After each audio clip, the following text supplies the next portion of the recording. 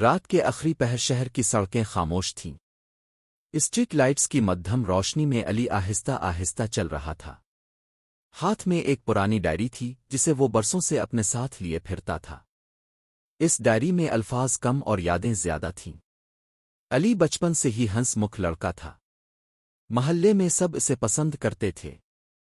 ہر مشکل میں بھی وہ مسکرا دیتا تھا، جیسے زندگی اسے کبھی ہرا نہیں سکتی۔ مگر کوئی نہیں جانتا تھا کہ اس کی مسکراہٹ کے پیچھے کتنی تھکن چھپی ہوئی ہے۔ اس کے والد ایک مزدور تھے۔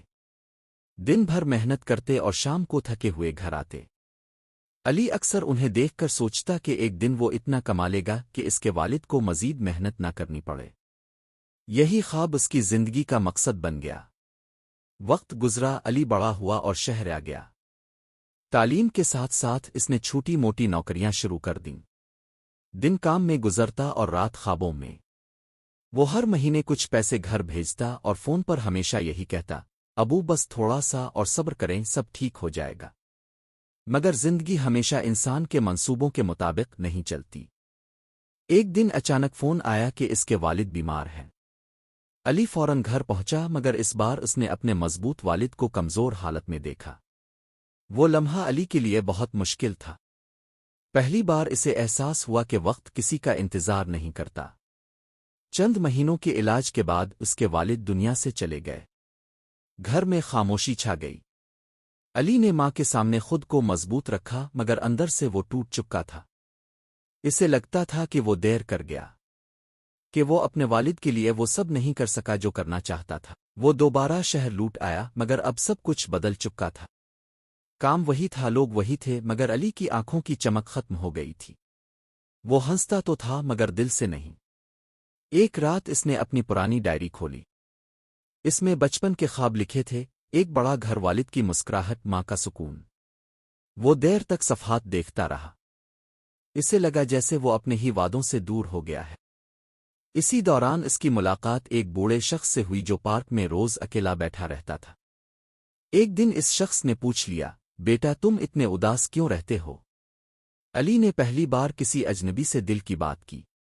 بوڑھے شخص نے خاموشی سے سنا اور پھر کہا، زندگی میں سب کچھ وقت پر نہیں ملتا، مگر اس کا مطلب یہ نہیں کہ سب ختم ہو گیا۔ بعض اوقات ہم جن کے لیے جیتے ہیں وہ چاہتے ہیں کہ ہم خود بھی خوش رہیں۔ یہ بات علی کے دل میں اتر گئی۔ اس نے آہستہ آہستہ خود کو سنبھالنا شروع کیا۔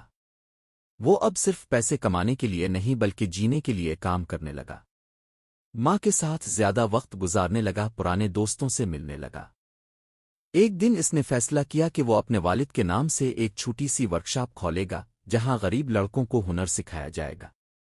شروع میں سب مشکل تھا، مگر علی نے ہمت نہیں ہاری۔ پہلے شاگرد نے جب اپنی پہلی کمائی سے گھر کا راشن خریدا اور خوشی سے علی کو بتایا تو علی کی آنکھیں نم ہو گئیں۔ اسے محسوس ہوا جیسے اس کے والد کی ادھوری خواہش کسی اور کے ذریعے پوری ہو رہی ہے۔ سالوں بعد جب لوگ علی کو کامیاب کہتے تو وہ بس مسکرا دیتا۔ اب اس کی مسکراہٹ ادھوری نہیں رہی تھی۔ اس نے سیکھ لیا تھا کہ زندگی میں کچھ لوگ ہمیشہ ساتھ نہیں رہتے، مگر ان کی دی ہوئی محبت انسان کو آگے بڑھنے کی طاقت دیتی رہتی ہے۔ اس رات علی نے اپنی پرانی ڈائری بند کی اور آسمان کی طرف دیکھا۔ دل میں ایک عجیب سا سکون تھا۔ اسے محسوس ہوا کہ شاید کچھ خواب پورے ہونے کے لیے وقت لیتے ہیں، اور کچھ خواب دوسروں کی خوشیوں میں پورے ہو جاتے ہیں۔ اور اس دن کے بعد علی کی مسکراہٹ واقعی مکمل ہو گئی۔